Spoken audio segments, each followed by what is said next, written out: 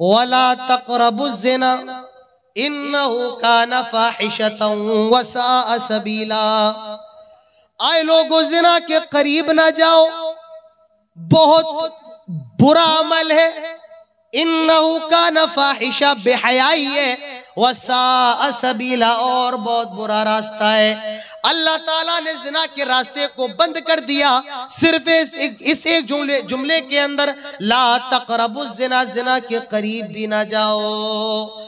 अल्लाह ताला ये भी कह सकता था ला तफ़अलुज़्ज़िना, जिना ना करो, जिना ना करो, लेकिन अल्लाह ताला ने फरमाया ला तक़रबुज़्ज़िना, जिना के आसपास भी ना जाओ, क्योंकि जिना इतना खतरनाक है। ये जिना की सड़क तुम्हारी बहन तक चली जाएगी, तुम्हारी बेटी तक चली जाएगी, तुम्हारी माँ तक चली जाएगी, तुम्हारी खाला तक चली जाएगी, तुम्हारी फूफी तक चली जाएगी।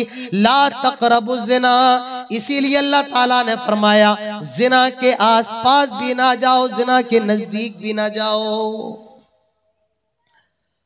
और इंसान तो बहुत दूर की बात है, जानवरों के अंदर भी जिना कितना खराब चीज है। आप जरा बुखारी की हदीस से अंदाजा लगाओ। अल्लाह के नबी के एक सहाबी है, नाम है उनका अम्र बिन मैमून रजी अल्लाह अन्हु, बुखारी शरीफ की हदीस है। हजरत अम्र बिन मैमून कहते हैं रायतु फिल जाहिलिया, मैंने जमाने जाहिलियत के अंदर देखा एक बंदर और एक बंदरिया ने जिना कर लिया। एक बंदर और बंदरिया ने आपस में जिनसी ताल्लुकात कायम कर लिए। मैंने देखा सारे के सारे बंदर जमा हो गए और उन बंदर और बंदरिया जिसने जिना किया था, सारे बंदरों ने उसको पत्थर मारे। फरजमुहा वरजमतुहा माहुम, और मैंने भी उनके साथ मिलकर के बंदर बंदरिया को पत्थर मारे और उन बंदर बंदरिया का काम तमाम कर दिया।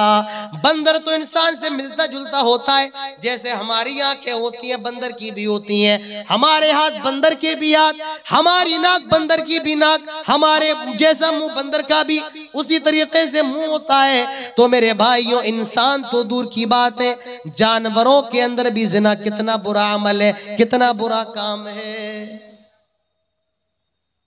आज लोग कहते हैं इस्लाम के अंदर वहशीपन की सजा है। इतनी खतरनाक सजा इस्लाम देता है, इस्लाम के अंदर इंसानियत नहीं है। इस्लाम के अंदर जिना की मेरे भाइयों बहुत खतरनाक सजा है। मैं कहता हूं पूरी दुनिया के किसी धर्म के अंदर इतनी खतरनाक सजा नहीं होगी। और इस्लाम के अंदर भी जितनी खतरनाक सजा जिना की है, किसी और चीज की इतनी खतरनाक सजा नहीं है। क्या जिना है, क्या सजा है इस्लाम के अंदर?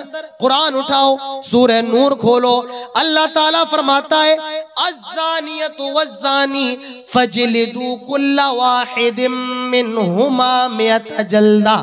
अल्लाह ताला फरमाता है जिना की सजा क्या है? जिना करने वाली लड़की और जिना करने वाला लड़का, इनको 100 कोड़े लगाए जाएं, 100 कोड़े मारे जाएं। इस्लाम ने जिना की सजा को बता दिया।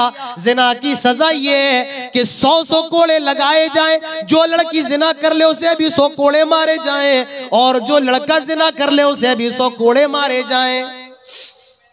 और मैं आपको एक नुक्ता बता रहा हूं, जाओ अपने घर लेकर के जाओ ये नुक्ता। मार्केट किया होगा, बाजार से मिठाई खरीदी होगी घर ले जाने के लिए, ये नुक्ता भी अपने घर लेकर के जाओ। अल्लाह ताला ने इस आयत के अंदर औरत का जिक्र पहले किया, बाद में मर्द का किया। पहले जानिया का नाम लिया, बाद में मर्द का नाम लिया। फरमाया अज़्ज़ानियतु वज़्ज़ानी फजलिदू कुल्ला वाहिदिम मिनहुमा मिअत जल्दा। जिना करने वाली लड़की और जिना करने वाला लड़का, लड़की का जिक्र पहले है और लड़के का बाद में। जानते हो क्यों? उसकी वजह यह है कि जिना की पहल ये मर्द की तरफ से नहीं होती है जनाबे आला, जिना की पहल ही औरत की तरफ से होती है। और अगर औरत चाहे तो जिना हो ही नहीं सकता है।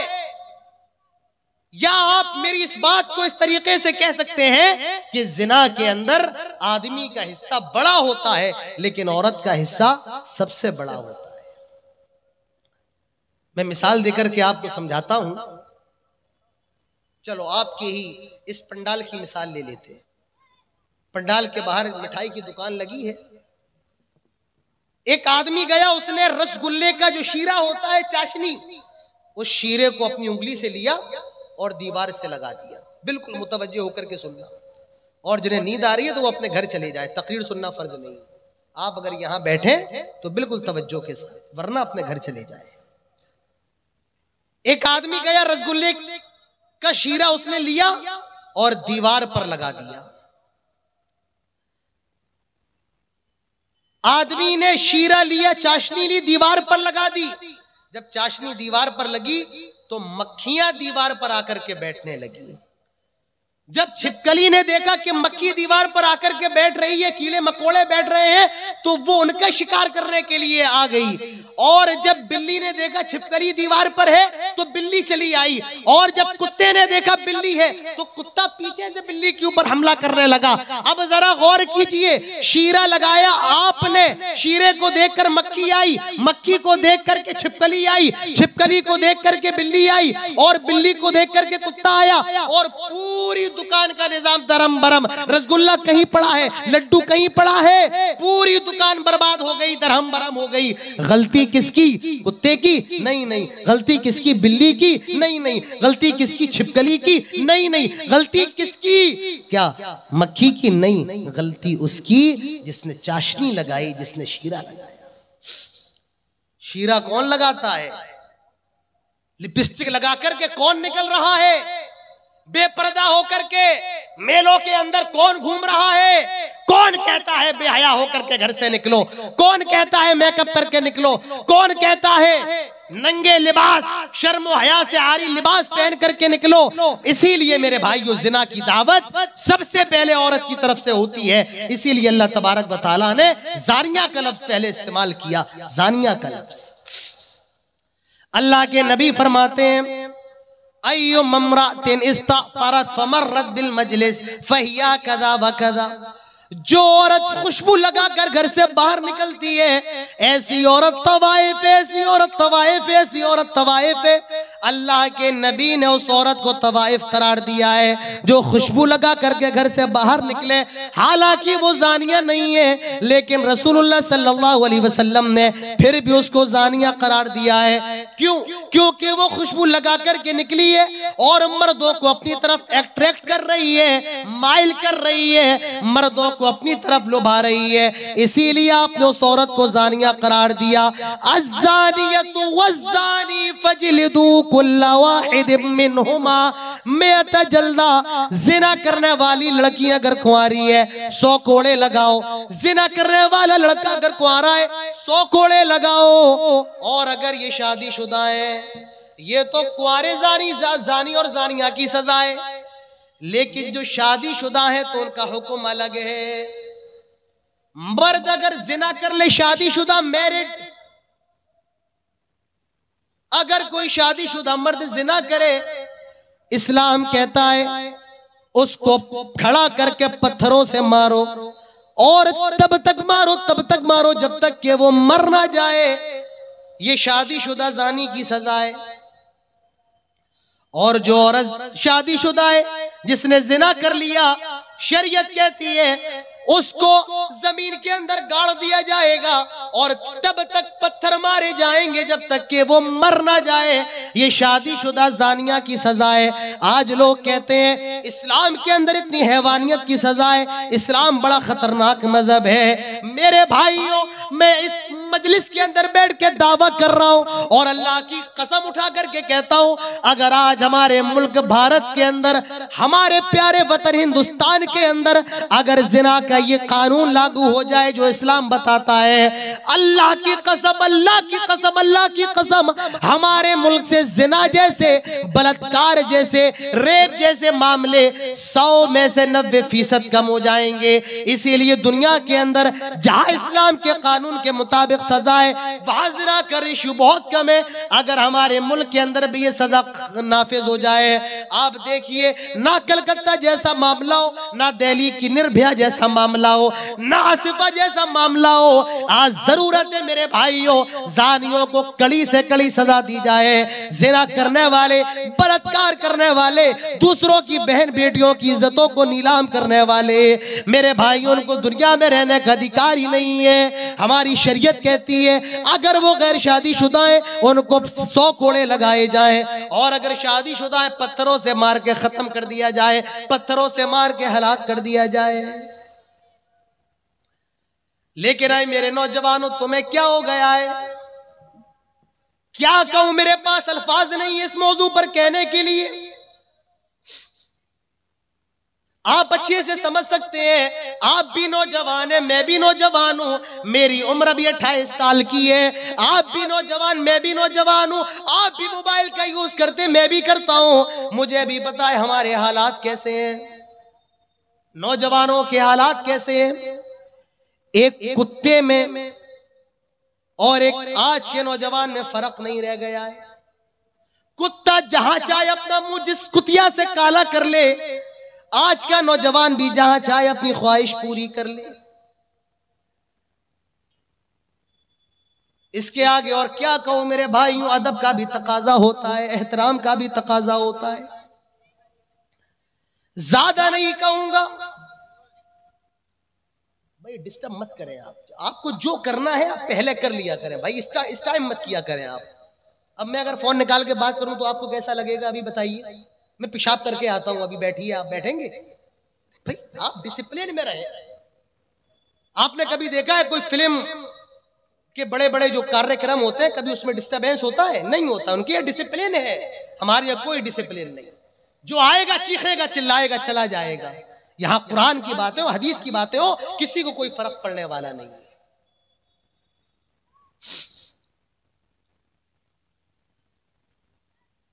तो जिना की सजा, आइए मैं आपको बताऊं जहन्नम के अंदर जिना की कितनी खतरनाक सजा है। अल्लाह के नबी फरमाते हैं, मैं लेटा हुआ था, सोया हुआ था, ख्वाब में मेरे पास 2 फरिश्ते आते हैं और उन्होंने मुझे उठाया, बेदार किया, अल्लाह के नबी उठ जाइए। मैं उठ जाता हूं।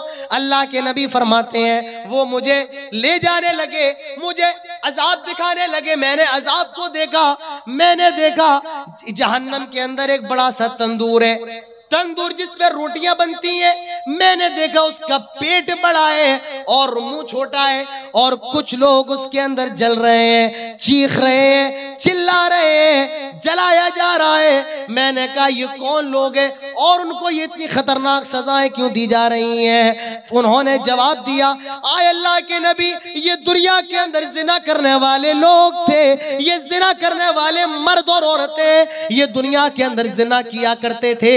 अल्लाह के नबी दूसरी हदीस में फरमाते हैं, मैंने देखा कुछ लोगों के जिस्म बहुत ज्यादा फूले हुए हैं, मोटे फूले हुए हैं, और उनके जिस्मों से इतनी बुरी बदबू आ रही है, जितनी बुरी बदबू लेटरीन से आती है, पैखाने से आती है, लेटरीन से आती है, जितनी बुरी बदबू लेटरीन से आती है, इनके भी जिस्मों से उतनी ही बुरी बदबू आ रही थी। मैंने कहा ये कौन लोग हैं? बताया गया ये दुनिया के अंदर जिना करने वाले लोग हैं। मेरे भाइयों, इतनी खतरनाक चीज है जिना।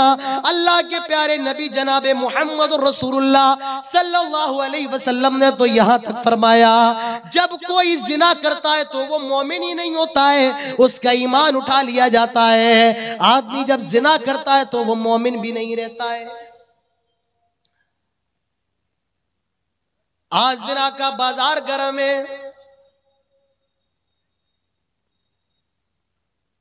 आज फोन का मामला हो,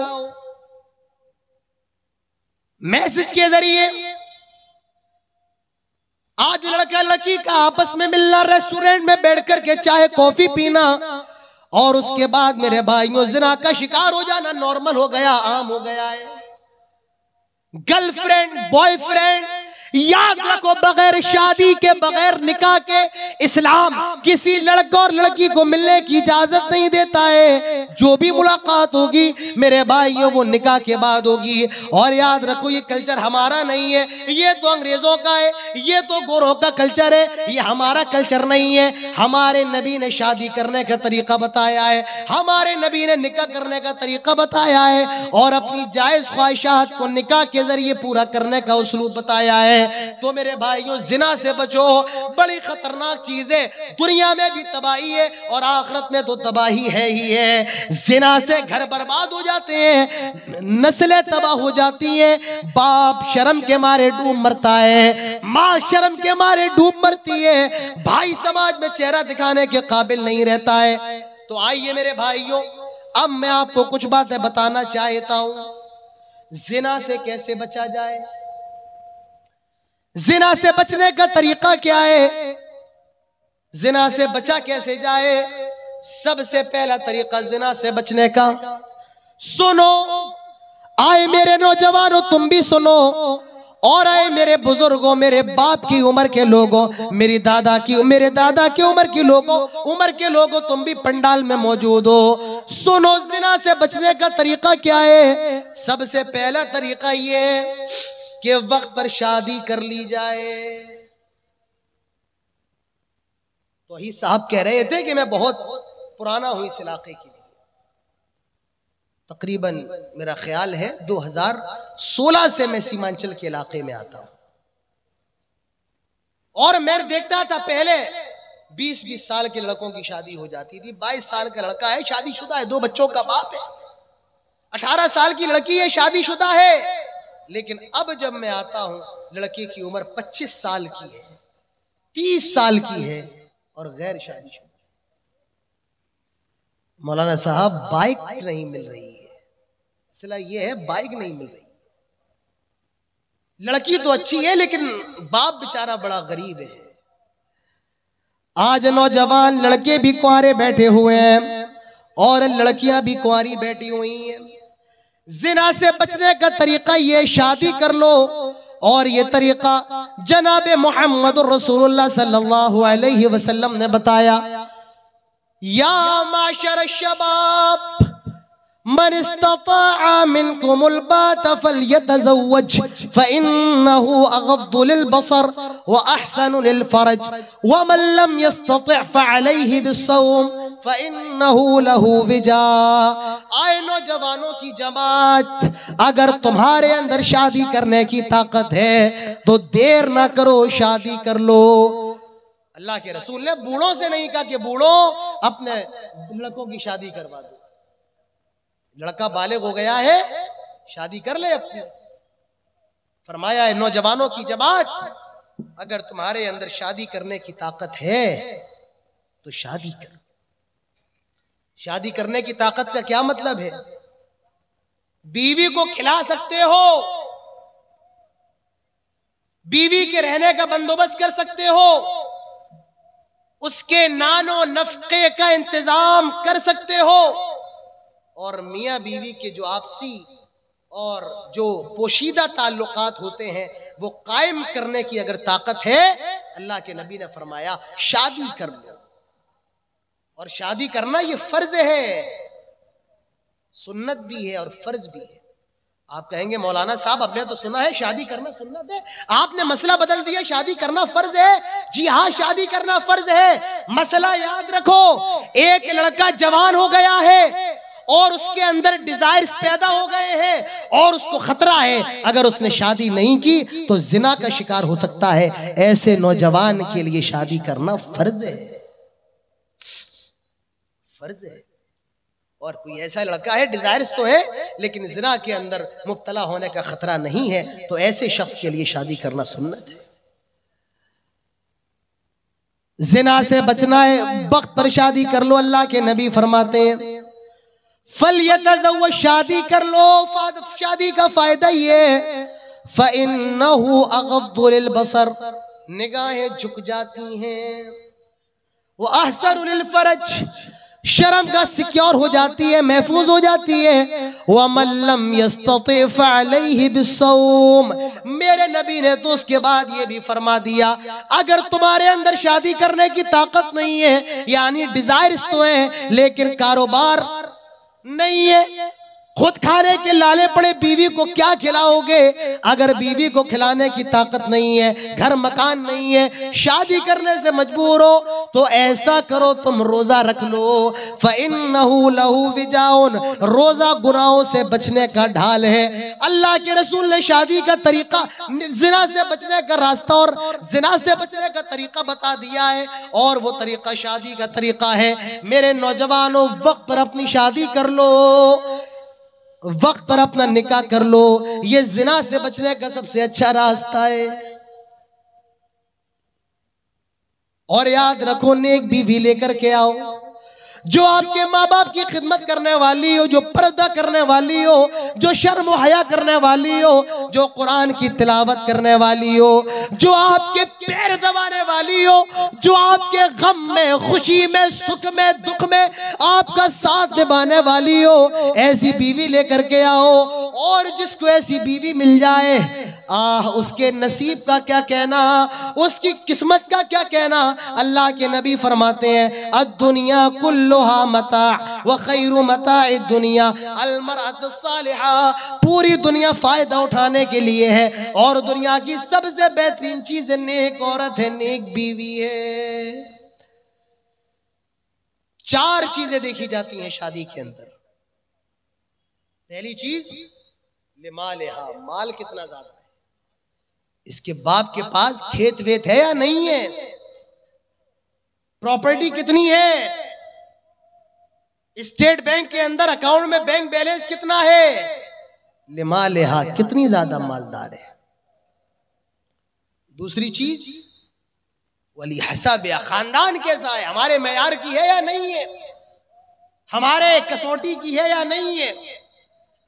वली जमालिहा, खूबसूरती, कितनी खूबसूरत है, कितनी हसीन व जमील है। वली दीनिहा, कुछ लोग दीनदारी देखते, वो नमाज पढ़ने वाली है या नहीं, वो रोजा रखने वाली है या नहीं, वो माँ बाप की खिदमत करने वाली है या नहीं है। अल्लाह के नबी ने फरमाया, फज़फर बिदाते दीन, ओह लोगो, दीनदार लड़की को लेकर के आ जाओ, दीनदार लड़की से शादी कर लो। अगर जिना से बचना है, शादी कर लो, देर ना करो। अगर तुमने देर की, इल्लम तकुन फितनतुन फिल अर्दी व फसादुन अरीज, तो दुनिया के अंदर फितना फैल जाएगा, फसाद फैल जाएगा। यही तो फसाद है। आज मुसलमान लड़कियां गैर मुस्लिम लड़कों के साथ भाग रही हैं, यही तो फसाद है, यही तो फसाद है मेरे भाइयों। आज मदरसे में पढ़ने वाली आलिमा, दीनदार, बुखारी मुस्लिम जिसने पढ़ा है, वो गैर मुस्लिम लड़के के साथ फरार हो रही है। और कौन सा मौका देखोगे? आए कौम के रईस हो, आए कौम के चौधरी हो, कौम को और कहां लेकर के जाओगे? आज ये हालात देखने के बाद भी अगर हम होश के नाखुन ना लें, मेरे भाई, अफसोस के सिवा क्या किया जा सकता है। मेरे नौजवानों, होश के नाखुन लो, जिना से बचो, और जिना से बचने का पहला रास्ता ये है, वक्त पर शादी कर लो। दूसरी चीज, जिना से बचने का दूसरा रास्ता ये है, अल्लाह ताला का डर अपने दिल के अंदर पैदा करो। हर जगह अल्लाह से डरते रहो। गुनाहों का बाजार गर्म है, कदम कदम पर शैतान बेकार आए। मोबाइल खोलो, यूट्यूब पर बेकार आए, फेसबुक पर बेकार आए, व्हाट्सएप पर बेकार आए, इंस्टाग्राम पर बेकार आए, ट्विटर पर बेकार आए। ट्रेन में सफर करो, वहां बेकार आए, फ्लाइट में सफर करो, वहां बेकार आए। शैतान तो खुला हुआ दुश्मन है। उसने अल्लाह ताला से कहा था, रब्बी फंज़िरनी इला यौम युबअतून, आए अल्लाह मुझे क़यामत तक के लिए मोहलत दे दे। अल्लाह ताला ने मोहलत दे दी इला यौमिल वक्तिल मालूम। तो शैतान तो क़यामत तक बहकाएगा, हर जगह बहकाएगा, घर में बहकाएगा, कटिहार में बहकाएगा, यहाँ तक कि दिल्ली में बहकाएगा, मक्का और मदीना में बहकाएगा। करना क्या है? अल्लाह ताला से डरना है, अल्लाह ताला का खौफ अपने दिल के अंदर रखना है। अल्लाह ताला देख रहा है, किरामन कातिबीन यालमूना मा तफअलून। अल्लाह ताला के फरिश्ते देख, अल्लाह ताला के फरिश्ते सब कुछ लिख रहे हैं। मेरे भाइयों की तसव्वुर अपने दिल के अंदर पैदा करना है। अल्लाह ताला से डरते रहो। अल्लाह के पास भी जाना है। क्या मुंह दिखाऊंगा? जिना करके आया हूं। क्या मुंह दिखाऊंगा? बदकारी करके आया हूं। अल्लाह ताला से डरो, उसके सामने जवाब देने से डरो, उसके सामने हाजिर होने से डरो। आओ एक हदीस में आपके गोशे गुजार करता हूं। अल्लाह के नबी फरमाते हैं, सबअतुन युदिल्लुहुमुल्लाहु फी दिल्लिही यौम ला दिल्ला इल्ला दिल्लुहु। कल क़यामत के रोज जब कोई साया ना होगा सिवाय अर्शे इलाही के साए के, 7 किस्म के लोगों को उसमें जगह दी जाएगी, 7 किस्म के लोगों को। और उसमें एक वो नौजवान भी होगा जिसको किसी खूबसूरत ब्यूटीफुल सुंदर हसीन औरत ने और साहिब इज्जत औरत ने बुलाया और उसने जवाब दिया, मैं अल्लाह ताला से डरने वाला हूँ। ऐसा नौजवान भी अल्लाह ताला के अर्श के साए में होगा। अल्लाह ताला से डरो जैसे हजरत यूसुफ अलैहिस्सलातु वस्सलाम डर रहे थे। हजरत यूसुफ को जुलेखा ने बुलाया। आपने तो सुना ही होगा यूसुफ जुलेखा का किस्सा कुरान के अंदर। वलम्मा बलग अशुद्धहु आतैनाहु हुक्मन व इल्मा व कज़ालिका नजज़िल मुहसिनीन वरावदतहु अल्लती हुवा फी बैतिहा अन नफ्सिही व गल्लक़तिल अबवाब व क़ालत हैत लक क़ाल मआदल्लाहि इन्नहु रब्बी अहसन मथवाय इन्नहु ला युफ्लिहु ज़ालिमून। जुलेखा हजरत यूसुफ को बंद कमरे में लेकर के आ गई। बंदे कमरा, कोई अंदर नहीं आ सकता है, कोई कैमरा नहीं लगा है। हजरत यूसुफ है और जुलेखा है। जुलेखा हजरत यूसुफ से कहती है, हाय तलक, आ यूसुफ आओ, आ यूसुफ मैं तेरे लिए हाजिर हूँ। वक़ालत हाय तलक, आ यूसुफ आओ। हजरत यूसुफ ने जब ये मंजर देखा जुबान से बेसाख्ता पुकार उठे, मआदल्लाह, अल्लाह की पनाह। आए जुलेखा ये तू क्या कह रही है? अल्लाह की पनाह, ये तू क्या बात कर रही है? इन्नहु रब्बी अहसन मथवाय इन्नहु ला युफ्लिहु ज़ालिमून। तेरे शौहर ने, मेरे मालिक ने मुझे बचपन से पाला पोसा है, मैं उसकी अमानत में खयानत नहीं कर सकता हूँ। वस्तबक़ल बाबा वक़द्दत क़मीसहु मिन दुबुरिन व अल्फ़ा या सय्यदा लदल बाब। हजरत यूसुफ दरवाजे की तरफ दौड़े और जुलेखा पीछे पीछे हजरत यूसुफ को पकड़ने के लिए दौड़ी। मेरे भाइयों, अल्लाह का डर पैदा करो। हजरत यूसुफ के दिल में अल्लाह ताला का डर था, दौड़ पड़े, वहां से भाग गए। मेरे भाइयों, जिना से बचना है, अल्लाह ताला का तकवा, अल्लाह का डर अपने दिल के अंदर पैदा कीजिए। तीसरी चीज, अल्लाह जिना से बचना है, मोबाइल का इस्तेमाल कम कीजिए। मोबाइल को कम वक्त दीजिए।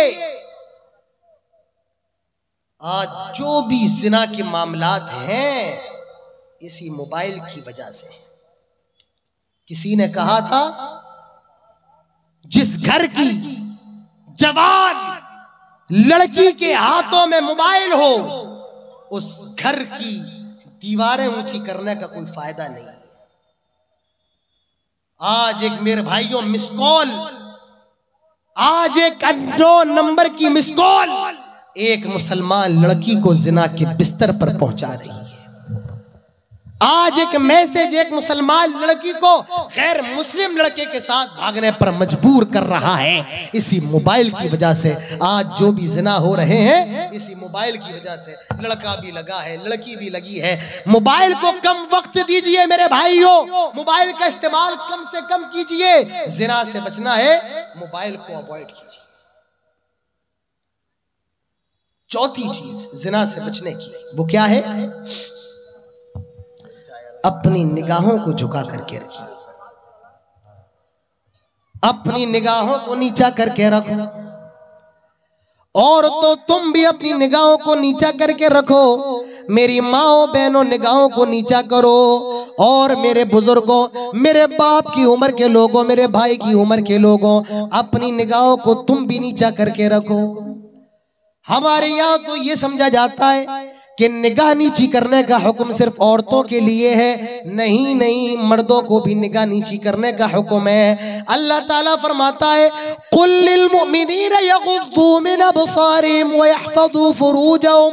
आए नबी, मोमिन मर्दों से कह दो वो अपनी निगाहों को नीचा करके रखें और अपनी शर्मगाह की हिफाजत करें। वकुल लिल मुमिनाति यगुद्दुना अलैहिन्ना मिन अबसारिहिन। आए नबी, आप औरतों से भी कह दें वो भी अपनी निगाहों को नीचा करके रखें, वो भी अपनी निगाहों को पस्त करके रखें। मेरे भाई, अल्लाह ताला से डरो, जिना से बचो। बहुत बुरी लानत है, तबाह हो जाती है नस्लें, और जो औलाद पैदा होती है वो भी हरामी कही जाती है। समाज के अंदर उसे ताना दिया जाता है, उसे जलील किया जाता है, रुस्वा किया जाता है। तो समाज का ये बहुत बड़ा नासूर है, और वो नासूर ये जिना का नासूर है, ये जिना की लानत है, ये जिना का गुनाह है। मेरे नौजवानों, जिना से बचो, अपनी जवानी को गनीमत जानो। अल्लाह ताला ने आपको जो जिस्म दिया है, ये अमानत है आपकी बीवियों के लिए। अपनी बीवियों के लिए इसको संभाल करके रखो। और ऐ मेरी बहनों, अल्लाह ताला ने आपको जो जिस्म दिया है वो अमानत है आपके शौहरों के लिए। अपने जिस्मों की हिफाजत करो, अपने शौहरों की अमानत में खयानत ना करो, उनकी अमानतों की हिफाजत करो। अल्लाह के नेक बंदे तो वही होते हैं, रहमान के बंदे तो वही हैं जो जिना नहीं करते हैं। वइबादुर रहमानिल्लज़ीना यमशूना अलल अर्दि हौना व इज़ा खातबहुमुल जाहिलूना क़ालू सलामा। उसके बाद फरमाया वला यज़नून। रहमान के बंदे तो वो हैं जो जिना नहीं करते हैं मेरे भाइयों।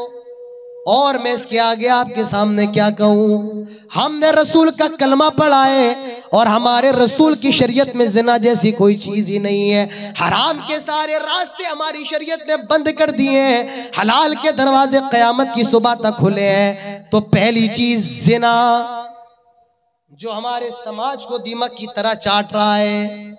दूसरी चीज, अब ये भी लेकर के जाओ, आज शराब, गुटखा, तंबाकू। आज इस पंडाल के अंदर भी कितने लोग मौजूद होंगे। हम इतने बेगैरत हो गए कि आज कुरान और हदीस सुनने आते हैं तो हमारे मुंह के अंदर गुटखा होता है। जिस मजलिस में फरिश्ते नाजिल होते हैं उस मजलिस में बैठकर हम तंबाकू खाएं, सिगरेट पिए। मुसलमानों, तुम्हारी गैरत को क्या हो गया है? शराब क्या है, तंबाकू क्या है? और एक हदीस देख लो। अल्लाह के नबी फरमाते हैं, कुल्लु मुस्किरिन खम्र व कुल्लु मुस्किरिन हराम। हर नशा करने वाली चीज शराब है। व कुल्लु मुस्किरिन हराम, और हर नशा करने वाली चीज हराम है। शराब सिर्फ वही नहीं जो बोतलों के अंदर मिले, बल्कि हर वो चीज जिसके अंदर नशा हो वो हराम है। चाहे वो ज्यादा, उसके ज्यादा खाने से नशा है या उसके थोड़े खाने से नशा है। अल्लाह के नबी फरमाते हैं, मन अस्करा कसीरुहु फकलीलुहु हराम। जिसके ज्यादा खाने से नशा है उसका थोड़ा खाना भी हराम है। हमारी शरीयत ने नशे के सारे दरवाजों को बंद किया। हमारे दीन के अंदर शराब, गुटखा, खैनी, तंबाकू, मेरे भाई उसकी इजाजत कतअन नहीं है। हमारी शरीयत ने सारी चीजों को शराब के अंदर दाखिल किया है, मुनशियात के अंदर दाखिल किया है। हमारी शरीयत ने इनको हराम करार दिया है। आपका वक्त खत्म होने पर 5 मिनट का वक्त मेरे पास है। ये शराब अरब के लोग बड़े शौक से पिया करते थे और उनकी कोई भी शाम बगैर शराब के नहीं गुजरा करती थी। इस्लाम के अंदर शराब एक बार में हराम करार नहीं दी गई, 3 बार में वक्तन फवक्तन, तीसरी बार में 3 स्टेप में हराम करार दिया गया। पहला स्टेप अल्लाह ताला फरमाता है यसअलूनका अनिल खम्रि वल मैसिर कुल फीहिमा इस्मुन कबीर व मनाफिउ लिन्नास व इस्मुहुमा अकबरु मिन नफ़इहिमा। आए नबी, ये लोग आपसे शराब के बारे में सवाल करते हैं, ये आपसे शराब और जुए के बारे में सवाल करते हैं। आप कह दीजिए कुल फीहिमा इस्मुन कबीर व मनाफिउ लिन्नास, शराब और जुए के अंदर फायदा भी है और नुकसान भी है। फायदा क्या है शराब के अंदर? आदमी पी लेता है ना तो दुनिया की टेंशन खत्म हो जाती है। बीवी से झगड़ा करके आता है और पी ले, झगड़ा भूल जाता है। तो फायदा है कि नहीं है? जिस्म के अंदर भी ताकत आ जाती है शराब पीने से। फायदा भी है लेकिन नुकसान ज्यादा है। आदमी जब शराब पी लेता है, नाली के किनारे पड़ा है, कुत्ते उसके ऊपर पेशाब कर रहे हैं, अपनी बहन और बेटी में फर्क नहीं कर पाता है, अपनी बीवी और अपनी बहन में तफरीक नहीं कर पाता है। तो नुकसान भी है, नफा भी है, लेकिन नुकसान ज्यादा बड़ा है। पहला हुक्म हो गया कि फायदा भी है और नुकसान भी है, लेकिन नुकसान ज्यादा है। अब उसके बाद क्या हुआ? अभी भी लोगों ने शराब नहीं छोड़ी है। हजरत अब्दुर्रहमान इब्न औफ के घर में शराब का दौर चल रहा था। लोग शराब पी रहे थे, मगरिब का वक्त हुआ, नमाज पढ़ने चले गए। शराब की हालत में इमाम साहब ने नमाज पढ़ाई और सूरह काफिरून पढ़ाने लगे। कैसे पढ़ाने लगे? कुल या अय्युहल काफिरून ला कुल या अय्युहल काफिरून अअबुदु मा तअबुदून। अब गलती क्या कर दी उन्होंने? यहाँ पर गलती क्या कर दी? कुरान की आयत इस तरीके से है कुल या अय्युहल काफिरून ला अअबुदु मा तअबुदून। आए नबी कह दो, आए काफिरो, जिनकी तुम इबादत करते हो हम नहीं करते हैं। लेकिन इस सहाबी ने नशे की हालत में लाम को ला को हटा दिया। क्या कहा? कुल या अय्युहल काफिरून अअबुदु मा तअबुदून। आए नबी कह दो, आए काफिरों, जिसकी तुम इबादत करते हो हम भी उसकी इबादत करते हैं। माना बदल दिया। मालूम चला कि सहाबी ने कुरान में गलती कर दी नशे की हालत में। अल्लाह ताला हुक्म नाजिल फरमाता है ला तक़रबुस्सलाता व अंतुम सुकारा। खबरदार, जब तुम नशे की हालत में हो, शराब की हालत में हो, नमाज के करीब ना जाओ। तुम्हें ख्याल ही नहीं होता है तुमने क्या पढ़ा, क्या छोड़ दिया। अल्लाह ताला ने मना किया जब नशे की हालत में हो तो नमाज के करीब ना जाओ। ये दूसरा हुक्म था, दूसरा स्टेप था। तीसरा स्टेप बरमला ऐलान कर दिया गया या अय्युहल्लज़ीना आमनू इन्नमल खम्रु वल मैसिरु वल अंसाब वल अज़लामु रिज्सुम मिन अमलिश शैतान फज्तनिबूहु लअल्लकुम तुफ्लिहून। आई ईमान वालों सुनो, शराब, जुआ, आस्ताने और पासे वगैरह सब रिच से नापाक है। मिन अमल शैतान, शैतान का काम है। फज्तनिबू, से बचो। लअल्लकुम तुफ्लिहून। अल्लाह ताला ने ऐलान कर दिया। हजरत उमर फारूक को मालूम चला, कहने लगे इंतहाइना, आए हमारे रब हम रुक गए। सहाबा इकराम ने शराब के मटके फोड़ दिए। मदीने के अंदर शराब ऐसे बहने लगी मारो कि शराब का सैलाब आ गया हो। आए मेरे नौजवान नौजवानों, अल्लाह ने तुम्हें पैदा ही इसीलिए किया था तुम शराब खानों को बंद करो, लेकिन आज तुम शराब के अड्डों को आबाद कर रहे हो। आए मेरी माओ बहनों, तुमने अपनी औलाद को कौन सा दूध पिलाया है जो आज मैखानों को आबाद कर रही है, मस्जिदों को वीरान कर रही है। अरे शराब तो इतना बुरा अमल है, इतना बुरा अमल है कि तमाम गुनाहों की जड़ करार दिया गया है। फरमाया अल खम्रु उम्मुल खबाइथ, तमाम नापाकियों की जड़ है शराब। अल खम्रु उम्मुल खबाइथ भी कहा गया, उम्मुल फवाइश भी कहा गया, वो अकबरुल कबाइर भी कहा गया।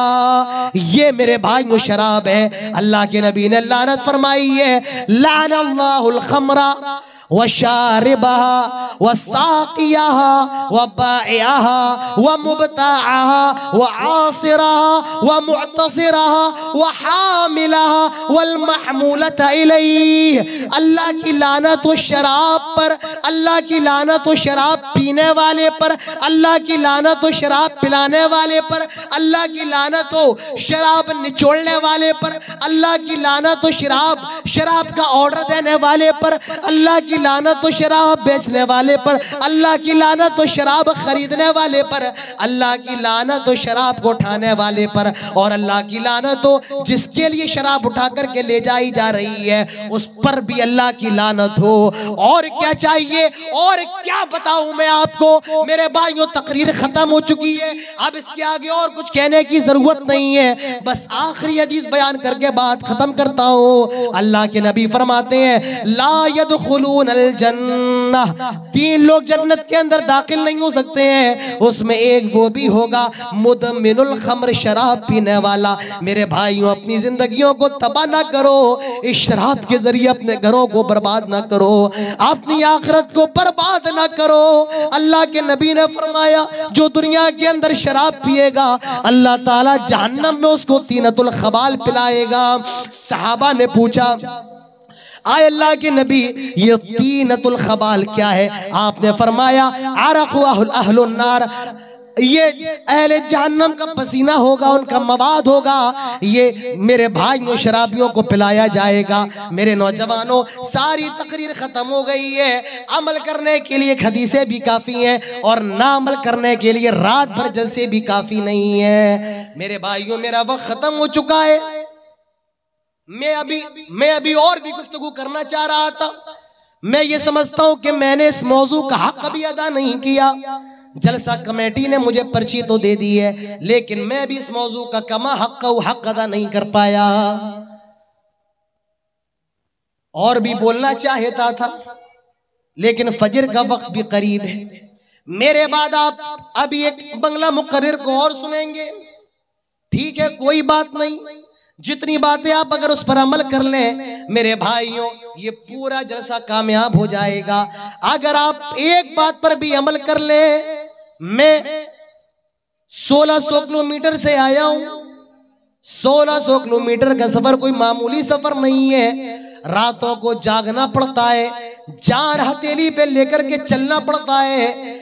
इतनी दूर का सफर तय करने के बाद अगर एक आदमी की भी इस्लाह हो जाए, रब्बे काबा की कसम, पूरा प्रोग्राम कामयाब, मेरा उतना दूर से आना कामयाब, पूरा जलसा कामयाब हो जाएगा। तो मेरे भाइयों, शराब और ये जिना हमारे समाज का नासूर है, लानत है। इसे रोकिए, बचिए, शादियां कीजिए, और ऐसे नौजवानों को शराब के अड्डों से निकालिए जो शराब के दिलदादा बन चुके हैं। अल्लाह ताला हमारे दिलों के अंदर फिक्र पैदा फरमाए, और अल्लाह ताला हम सबको इन बुराइयों से बचने की तौफीक नसीब फरमाए। अल्लाह ताला हम सबको इस नासूर से बचने की तौफीक नसीब फरमाए। अल्लाह ताला से दुआ करें, ये जो प्रोग्राम है अल्लाह ताला इस प्रोग्राम को कामयाब फरमाए। अल्लाह ताला